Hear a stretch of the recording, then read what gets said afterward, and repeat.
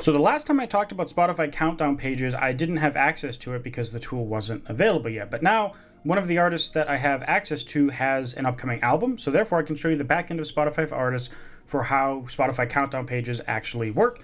Just in case you're new and you haven't heard about countdown pages yet, I'm just going to go to Post Malone's page here. You can see this release countdown thing, F1 Trillion. This album comes out tomorrow or tonight at midnight, 11 hours it comes out. Probably, I don't know when this video is going to go live, so this might already be out, so forgive me for that. But this is what countdown is. It allows you to have an upcoming album. I don't know if it's for EPs, but it's definitely not for singles. It's just for albums and potentially EPs, but that part I'm not clear about. You can allow people to have a countdown timer, have a pre-save button, and you can have the track list here with some songs available and some songs grayed out. Additionally, you can link merch and clips to your videos, like video clips on your actual album page. So now let's jump over to Spotify for Artists so I can show you what this looks like. So here we are inside of Spotify for Artists, and this is what countdown pages is. So I went over to the music section and I went to upcoming, and because they had an album scheduled, they were able to set up a countdown page. Now, I had to blur out a bunch of stuff here just because in this case, I can't give the artist an album away. If you end up figuring it out, please don't put it in the comments. But I'm going to show you all the information minus like the actual artist that it is. So Countdown does have its own set of requirements. Check out this video here if you want the full list of requirements that Spotify has talked about to get access to Countdown, because you have to have a certain amount of streams in the last period of time before you get access to Countdown, and of course it has to be an album and or EP. I'm not 100% sure on that, but first of all, you can see there is tracks, number of tracks, and you can see we have this tracks displayed section, merch displayed, and then clips, add clips, edit clips. The first thing I want to show you though is the actual analytics that we get, and there's not a ton here. This is going to be a short video, but if I click view analytics, we're going to see that we have pre-saves, unique visitors, and pre-saves for visitor. So it's kind of self-explanatory, but pre-saves, this is the number of people that click that pre-save button on the page. That's this guy here. So if I click pre-save for Post Malone's album, when he goes into Spotify for Artists, he's going to see one more pre-save, right? So that's what this is. Unique visitors is essentially how many people have visited this countdown page. And then pre-saves per visitor is just the math on those. So if you get 390 divided by 2,203, it should be 0.177 or 17.7% of people that have visited have pre-saved it, which is actually kind of a crazy number. 17% of the people, or almost 18% of the people that have visited the page have pre-saved it. Now, I don't know if this is typical because this is just one artist. Maybe Post Malone's numbers are way better. Maybe Post Malone's numbers are way worse. I don't know. But this is the ratios you get. And that's actually all the stats. So you can look at it from published date, last 28 days, last 7 days, and that's it. So minimal, but it is good that we do get some data here so you can see if you're like driving an ad campaign or organic traffic to your pre-save thing on Spotify.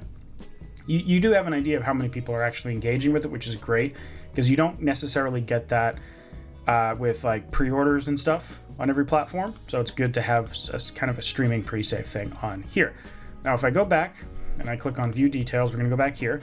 There's a few more configuration things. So if I go to tracks and do edit track list, you can't actually hide the names of unreleased tracks. So if you don't want people to see your tracks, you can go ahead and hide them entirely. You can tag merch items to the release, and then under the release, you will see those merch items, which is great because if people are checking out the page, maybe they want to buy merch related to your album. This is where if you have access to clips, you can upload clips, which is just basically like TikToks or Reels that you upload to your page, and you can tag them underneath the tracklist preview. So tracklist preview clips, and then you can have multiple clips here and multiple merch items there that are tagged for the list. You can also just add additional clips. One is for managing clips, so you can add clips directly, or you can link clips that you've already created. One thing I'm not sure is if you don't have access to clips, when you get access to Countdown, can you add clips to your album page? So I don't know if you don't have clips, will you get it when you get Countdown? That part is unknown at this time. So there's another really cool stat I want to show you, but first, here's a message from our video sponsor. This video is sponsored by Music Marketing Live, which is actually my event. So if you don't know what that is, I have this free music marketing summit. This is actually the second time we've done this, and this year it's running from September 25th through September 27th. It's entirely free for you to sign up and consume. It's like 15 to 20 hours of free music marketing education content from a whole bunch of awesome guests. So I'll give you a little walkthrough about what we have here, but basically this is the guest list. So all these people either have a one-on-one interview with me, or they've filmed their own video that you can, again, consume entirely for free. All the videos in here, most of them are between half an hour to an hour long. Some of them are a little bit shorter, some of them a little bit longer, but it's a lot of content, and you can see all the topics here. There is also 3+ live streams. There might be some more stuff coming that's not on here.